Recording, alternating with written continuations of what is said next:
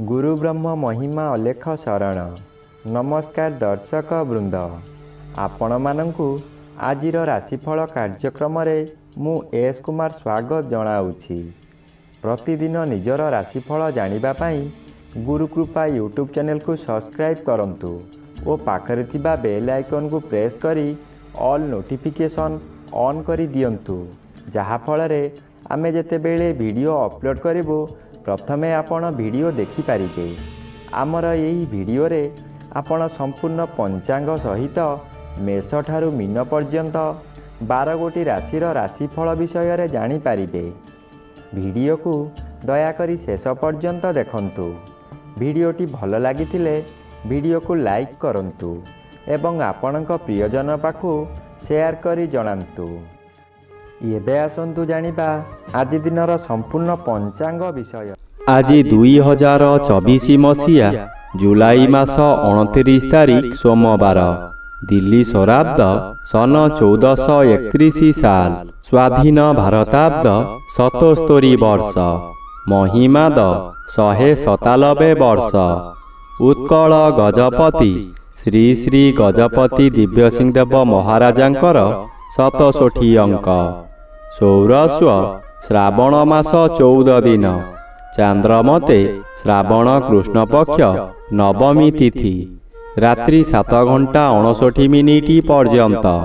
आजिर सूर्योदय विरजा क्षेत्र को 5 घंटा 23 मिनिट, कर्कट लग्न 2 दंड 10 लिता गते उदय। आजिर सूर्यास्त विरजा क्षेत्र को 6 घंटा 19 मिनिट, मकर लग्न 1 दंड 53 लिता गते अस्त। आज मेष चंद्र रात्रि 7 घंटा 25 मिनिट पर्यंत। एहा परे वृष चंद्र द्विजा नक्षत्र दिबा 1 घंटा 45 मिनिट पर्यंत।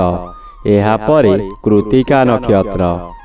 आज जन्मित शिशुर मेष राशि क्षत्रिय वर्ण नरगण, दिबा 1 घंटा 45 मिनिट गते दानवगण एवं रात्रि 7 घंटा 25 मिनिट गते वृष राशि वैश्य वर्ण दानवगण।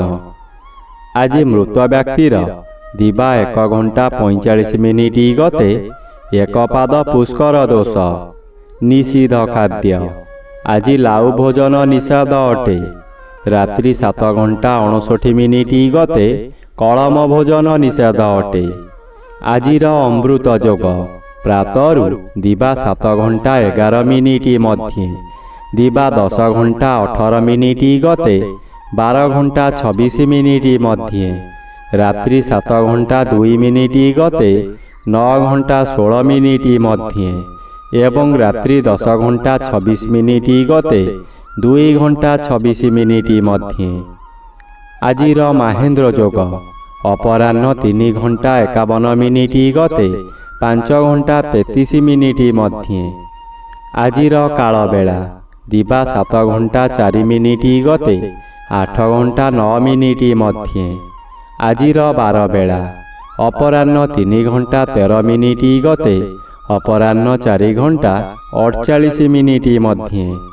आजिर काल रात्रि रात्रि 10 घंटा 28 मिनिट गते 12 घंटा 51 मिनिट मध्य। आजिर राहु काल सकाळ 7 घंटा 30 मिनिट ठारू पूर्वाह्न 9 घंटा मध्य। आज रात्रि 7 घंटा 25 मिनिट मध्य मेष राशिर घात चंद्र। एहा परे बिछा राशिर घात चंद्र। दिबा 1 घंटा 45 मिनिट मध्य धनु राशिर घात नक्षत्र। रात्रि 7 घंटा 59 मिनिट मध्य सिंह राशिर घात तिथि। एहा परे बिछा राशिर घात तिथि। मिथुन राशिर घात बार। प्रिय बंधुगण, एबे आसंतु जानिबा मेष ठारू मीन पर्यंत 12 गोटी राशिर राशिफल विषय रे। राशिचक्रर प्रथम राशि मेष राशि। आज मेष राशि जन्मित व्यक्ति मानक सकाशे घात चंद्र भोग हेउछि। घात चंद्र सर्वदा अशुभ कराइब। चतुर्थ रवि अशुभ, ଘରେ ବାହାରେ ପ୍ରତ୍ୟେକ ସ୍ଥାନରେ ଆପଣ ଅପଦସ୍ଥ ହେବେ। ବହୁ ପରିମାଣର ବ୍ୟୟ ହେବ। ଶରୀର ଅସୁସ୍ଥ ରହିବ। ମଥା ବିଚଳିତ ରହିବା କାରଣରୁ ରାସ୍ତା ଦୁର୍ଘଟଣା ମଧ୍ୟ ହୋଇପାରେ। ନିଜ ମନକୁ ଶାନ୍ତ ନ କଲେ ନିଜକୁ ନିଜେ ଦଣ୍ଡ ଦେଇ ହଇରାଣ ଓ ଲୋକ ହସା ହୋଇପାରନ୍ତି। ପରିବାର ମଧ୍ୟରେ ପ୍ରାୟତଃ ସମସ୍ତେ ଶତ୍ରୁ ପାଲଟି ଯିବେ। ଏବେ ଆସନ୍ତୁ ଜାଣିବା ରାଶିଚକ୍ରର ଦ୍ୱିତୀୟ ରାଶି ବୃଷ ରାଶି ବିଷୟରେ। ଆଜି ବୃଷ ରାଶି ଜନ୍ମିତ ବ୍ୟକ୍ତିମାନଙ୍କ ସକାଶେ ତୃତୀୟ ରବି ଶୁଭ ଓ ଦ୍ୱାଦଶ ଚନ୍ଦ୍ର ଆଂଶିକ ବାଧାପ୍ରାପ୍ତ ଅଛନ୍ତି। କୃଷ୍ଣପକ୍ଷ ହେତୁ ଶୁଭ ଫଳ ମିଳିବ। ଦୁଶ୍ଚିନ୍ତା ମନରୁ ହଟିଯିବ। ଉତ୍ତମ ଆୟ ହେବ। ଅର୍ଥ କାରବାରରେ ଉନ୍ନତି ଆସିବ। ଜୁଆ ଲଟେରୀରେ ଭାଗ ନେଇ ଉନ୍ନତି କରିବେ। ମନ ଖୁସିରେ ବହୁ ତୀର୍ଥସ୍ଥାନକୁ ଗମନ କରିବେ। ବ୍ୟବସାୟରେ ଆଶାଠାରୁ ଅଧିକ ଲାଭବାନ ହେବେ। ଚାକିରି କରୁଥିବା ବ୍ୟକ୍ତିମାନଙ୍କର ଏହି ସମୟରେ ବେତନ ବୃଦ୍ଧି ହେବା କିଛି ଅସମ୍ଭବ ନୁହେଁ। ଏବେ ଆସନ୍ତୁ ଜାଣିବା ରାଶିଚକ୍ରର ତୃତୀୟ ରାଶି ମିଥୁନ ରାଶି ବିଷୟରେ।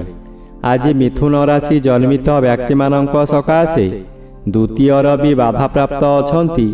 ଅଶୁଭ ଫଳ ପ୍ରଦାନ କରିବେ ନାହିଁ। ଏକାଦଶ ସ୍ଥାନରେ ଚନ୍ଦ୍ର ଗୋଚର କରୁଛନ୍ତି। ଶୁଭ ଫଳ ମିଳିବ। ଆପଣ ଯାହା ଚାହିଁବେ ତାହା କରିପାରିବେ। ବହୁଦିନର ଆଶା ଆଜି ପୂରଣ ହେବ। ଉପକାରୀ ବ୍ୟକ୍ତିମାନଙ୍କ ଦ୍ୱାରା କାମ ହାସଲ କରି ପ୍ରଶଂସା ପାଇବେ। ପରିବାର ମଧ୍ୟରେ ଅତିଥି ସତ୍କାର କରି ଦାନ ଧର୍ମ କରିବେ। ଘାତବାର ଥିବାରୁ ସତର୍କତା ଅବଲମ୍ବନ କରିବାକୁ ପଡ଼ିବ। କେହି ଆପଣଙ୍କୁ ଭୁଲ ବାଟରେ ପରିଚାଳିତ କରାଇ ବିପଦରେ ପକାଇ ପାରନ୍ତି। ଏବେ ଆସନ୍ତୁ ଜାଣିବା ରାଶିଚକ୍ରର ଚତୁର୍ଥ ରାଶି କର୍କଟ ରାଶି ବିଷୟରେ। ଆଜି କର୍କଟ ରାଶି ଜନ୍ମିତ ବ୍ୟକ୍ତିମାନଙ୍କ ସକାଶେ ଦଶମ ସ୍ଥାନରେ ଚନ୍ଦ୍ରଗୋଚର କରୁଛନ୍ତି। ଶୁଭ ଫଳ ପ୍ରଦାନ କରିବେ। ଜନ୍ମର ବି ବାଧାପ୍ରାପ୍ତ ଅଛନ୍ତି। ଅଶୁଭ ଫଳ ମିଳିବ ନାହିଁ। ଆଜି ପୂଜାପାଠରେ ମନ ବଳିବ। ଧର୍ମ ବିଶ୍ୱାସ ବୃଦ୍ଧି ହେବ। ମଙ୍ଗଳମୟ କାର୍ଯ୍ୟ କରି ଲୋକଚକ୍ଷୁରେ ସମ୍ମାନୀୟ ହେବେ। ଆପଣ ବହୁ ବଡ଼ ବଡ଼ କାମ ଖୁବ୍ ସହଜରେ କରିପାରିବେ। ଉଚ୍ଚ ସମ୍ମାନର ଅଧିକାରୀ ହୋଇପାରନ୍ତି। ପୂର୍ବରୁ ଯାହା ଚାହୁଁଥିଲେ ତାହା ଆଜି ପୂରଣ କରିବାରେ ସଫଳ ହେବେ। ଏବେ ଆସନ୍ତୁ ଜାଣିବା ରାଶିଚକ୍ରର ପଞ୍ଚମ ରାଶି ସିଂହ ରାଶି ବିଷୟରେ। ଆଜି ସିଂହ ରାଶି ଜନ୍ମିତ ବ୍ୟକ୍ତିମାନଙ୍କ ସକାଶେ ନବମ ଚନ୍ଦ୍ର ଅନ୍ୟ ଗ୍ରହ ଦ୍ୱାରା ବାଧାପ୍ରାପ୍ତ ଅଛନ୍ତି। ଆପଣ ଶୁଭକର୍ମମାନ କରିବେ। ଆପଣ ଯେଉଁ କର୍ମ ପୂର୍ବରୁ ଆରମ୍ଭ କରିଥିଲେ ସେ କାର୍ଯ୍ୟ ଏହି ସମୟରେ ପୂରଣ ହୋଇଯିବ। ପୂଜାପାଠ ଓ ଗୁରୁ ଭକ୍ତିରେ ମନୋନିବେଶ କରିବେ। କୌଣସି ଅନୁଷ୍ଠାନମାନଙ୍କରେ ବହୁ ଆର୍ଥିକ ସାହାଯ୍ୟ କରିବେ। ଦ୍ୱାଦଶ ରବି ଅଶୁଭ ଓ ଘାତ ତିଥି ଅଶୁଭ। ମଥା ବିଚଳିତ ହେବ। ସାମାନ୍ୟ କଥାରେ ଅତ୍ୟଧିକ କ୍ରୋଧଭାବ ଦ୍ୱାରା ନିଜକୁ ନିଜେ ଦଣ୍ଡ ଦେବେ। ପାଦରେ ଆଘାତ ଲାଗିପାରେ। ଏବେ ଆସନ୍ତୁ ଜାଣିବା ରାଶିଚକ୍ରର ଷଷ୍ଠ ରାଶି କନ୍ୟା ରାଶି ବିଷୟରେ।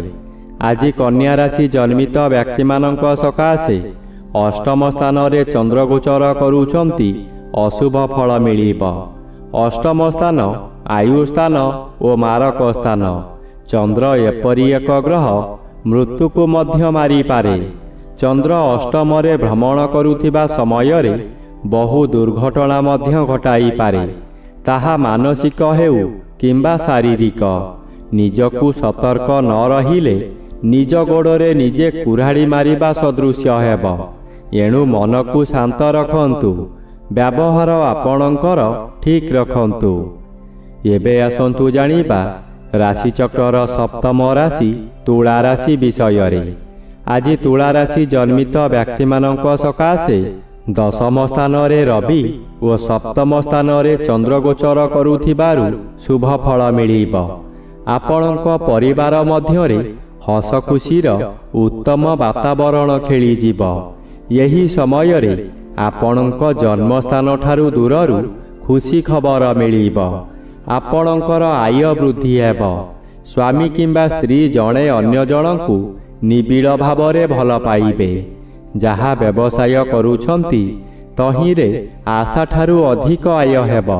ଭବିଷ୍ୟତ ସକାଶେ ସଞ୍ଚୟ ହେବ। ଏବେ ଆସନ୍ତୁ ଜାଣିବା ରାଶିଚକ୍ରର ଅଷ୍ଟମ ରାଶି ବିଛା ରାଶି ବିଷୟରେ। ଆଜି ବିଛା ରାଶି ଜନ୍ମିତ ବ୍ୟକ୍ତିମାନଙ୍କ ସକାଶେ ନବମର ବି ବାଧାପ୍ରାପ୍ତ ଅଛନ୍ତି। ଚନ୍ଦ୍ର ଷଷ୍ଠ ସ୍ଥାନରେ ଗୋଚର କରୁଛନ୍ତି। ଷଷ୍ଠ ଚନ୍ଦ୍ର ବଳବାନ ଚନ୍ଦ୍ର। ଆପଣଙ୍କ ପରିବାର ମଧ୍ୟରେ ଖାଲି ଆନନ୍ଦ ହିଁ ଆନନ୍ଦ ମିଳିବ। ଯେଉଁ କାମରେ ହାତ ଦେବେ ତହିଁରେ ସଫଳତା ନିଶ୍ଚୟ ପାଇବେ।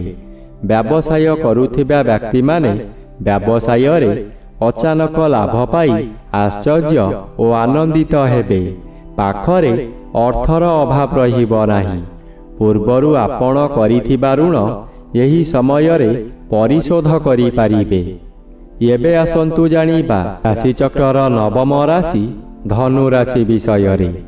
ଆଜି ଧନୁ ରାଶି ଜନ୍ମିତ ବ୍ୟକ୍ତିମାନଙ୍କ ସକାଶେ ଅଷ୍ଟମ ରବି ଓ ପଞ୍ଚମ ଚନ୍ଦ୍ର ଉଭୟ ଅନ୍ୟ ଗ୍ରହ ଦ୍ୱାରା ବାଧା ପାଉଥିବାରୁ ଅଶୁଭ ଫଳ ମିଳିବ ନାହିଁ। ଆପଣଙ୍କ ସ୍ୱାସ୍ଥ୍ୟ ଉତ୍ତମ ରହିବ। ପୂର୍ବରୁ ଯେଉଁମାନେ ହଇରାଣ ହରକତ କରୁଥିଲେ ଏବେ ଆପଣ ଶାନ୍ତିରେ ରହିପାରିବେ। ଆପଣଙ୍କର ବିଭିନ୍ନ ଜ୍ଞାନ ବୃଦ୍ଧି ହେବ। ଆପଣଙ୍କ ଉପସ୍ଥିତ ଜ୍ଞାନ ବଳରେ ଆପଣ ବହୁ ବଡ଼ ବଡ଼ ବିପଦରୁ ମୁକ୍ତି ପାଇଯିବେ। ବହୁ କାମରେ ହାତ ଦେଇ ଆପଣ ସଫଳ ହେବେ। ଶୁଭ କର୍ମମାନ କରିବେ। ଏବେ ଆସନ୍ତୁ ଜାଣିବା ରାଶିଚକ୍ରର ଦଶମ ରାଶି ମକର ରାଶି ବିଷୟରେ। ଆଜି ମକର ରାଶି ଜନ୍ମିତ ବ୍ୟକ୍ତିମାନଙ୍କ ସକାଶେ ଚତୁର୍ଥ ଚନ୍ଦ୍ର ଆଂଶିକ ବାଧାପ୍ରାପ୍ତ ଓ ସପ୍ତମର ବି ସମ୍ପୂର୍ଣ୍ଣ ବାଧା ପାଉଥିବାରୁ ଶୁଭ ଫଳ ମିଳିବ। କୌଣସି ବନ୍ଧୁଙ୍କ ଦ୍ୱାରା ଆପଣ ଉନ୍ନତି ପଥରେ ଆଗେଇ ଚାଲିବେ। ହଠାତ୍ ଅର୍ଥ ବ୍ୟୟ ହେଲେ ମଧ୍ୟ କୌଣସିଠାରୁ ଅର୍ଥ ମିଳିଯିବ। ଆପଣ ଖୁସିରେ ରହିବେ। ମାନସିକ ଅଶାନ୍ତି ପରିବର୍ତ୍ତେ ମାନସିକ ଶାନ୍ତି ମିଳିବ। ହଠାତ୍ କେଉଁଠାରୁ ଶୁଭ ଖବର ପାଇ ବିଦେଶ ଯାତ୍ରା କରିପାରନ୍ତି। ମନରେ ଆନନ୍ଦ ଉତ୍ସାହ ଭରି ଉଠିବ। ଏବେ ଆସନ୍ତୁ ଜାଣିବା ରାଶିଚକ୍ରର ଏକାଦଶ ରାଶି କୁମ୍ଭ ରାଶି ବିଷୟରେ। ଆଜି କୁମ୍ଭ ରାଶି ଜନ୍ମିତ ବ୍ୟକ୍ତିମାନଙ୍କ ସକାଶେ ଷଷ୍ଠ ରବି ଓ ତୃତୀୟ ସ୍ଥାନରେ ଚନ୍ଦ୍ର ଗୋଚର କରୁଥିବାରୁ ଆପଣଙ୍କର ଦିନଟି ଅତି ଶୁଭ ଫଳ ମିଳିବ। ତୃତୀୟ ଚନ୍ଦ୍ର ବଳବାନ ଚନ୍ଦ୍ର। ଏହି ସମୟରେ ଆପଣଙ୍କର ସ୍ୱାସ୍ଥ୍ୟରେ ଉନ୍ନତି ଘଟିବ। ପୂର୍ବରୁ ଥିବା ରୋଗମାନ ଅପସରିଯିବ। ଶରୀରର ତେଜ ବୃଦ୍ଧି ହେବ। ଯେଉଁ କାର୍ଯ୍ୟ କରିବାକୁ ଚାହିଁବେ ତହିଁରେ ସଫଳତା ଲାଭ କରିବେ। ହଠାତ୍ ଆପଣଙ୍କର କୌଣସିଠାରୁ ଶୁଭ ଖବର ପାଇ ମନର ବଳ ବୃଦ୍ଧି ହେବ। ବ୍ୟବସାୟରେ ଅଧିକ ଲାଭବାନ ହେବେ। ଏବେ ଆସନ୍ତୁ ଜାଣିବା ରାଶିଚକ୍ରର ଦ୍ୱାଦଶ ବା ଶେଷ ରାଶି ମୀନ ରାଶି ବିଷୟରେ। ଆଜି ମୀନ ରାଶି ଜନ୍ମିତ ବ୍ୟକ୍ତିମାନଙ୍କ ସକାଶେ ପଞ୍ଚମର ବି ବାଧାପ୍ରାପ୍ତ ଅଛନ୍ତି। ଅଶୁଭ ଫଳ ପ୍ରଦାନ କରିବେ ନାହିଁ। କିନ୍ତୁ ଦ୍ୱିତୀୟ ଚନ୍ଦ୍ର ଅଶୁଭ। ଆପଣ ଯାହା ଚାହିଁବେ ତାହା କରି ନ ପାରିବାରୁ ସମାଲୋଚିତ ହେବେ। ଆପଣଙ୍କ କାର୍ଯ୍ୟକୁ ବନ୍ଧୁମାନେ ସମାଲୋଚନା କରିବେ। ଦ୍ୱିତୀୟ ଗୃହ ଧନ ଗୃହ ଓ ପରିବାର ଗୃହ ହୋଇଥିବାରୁ ଆପଣଙ୍କ ନିଜ ଲୋକମାନେ ଶତ୍ରୁତା କରିବେ। ବହୁ ଅର୍ଥ ବ୍ୟୟ କରାଇ ଆପଣଙ୍କୁ ବର୍ବାଦ କରାଇଦେବେ। ଆପଣ ହତୋତ୍ସାହ ହୋଇପଡ଼ିବେ। ଏହି ଗଲା ଆଜି ଦିନର ସମ୍ପୂର୍ଣ୍ଣ ପଞ୍ଚାଙ୍ଗ ସହିତ ମେଷଠାରୁ ମୀନ ପର୍ଯ୍ୟନ୍ତ 12 ଗୋଟି ରାଶିର ରାଶିଫଳ ବିଷୟରେ। ଭିଡ଼ିଓଟି କିପରି ଲାଗିଲା କମେଣ୍ଟ ମାଧ୍ୟମରେ ଆପଣଙ୍କ ମତାମତ ଜଣାଇବେ ଏବଂ ଭିଡ଼ିଓକୁ ଲାଇକ୍ କରି ସେୟାର କରିଦିଅନ୍ତୁ। ଯଦି ଚ୍ୟାନେଲକୁ ପ୍ରଥମ ଥର କରି ଆସିଛନ୍ତି ତେବେ ଚ୍ୟାନେଲକୁ ସବସ୍କ୍ରାଇବ୍ କରି ଅଲ୍ ନୋଟିଫିକେସନ୍ ଅନ୍ କରିଦିଅନ୍ତୁ।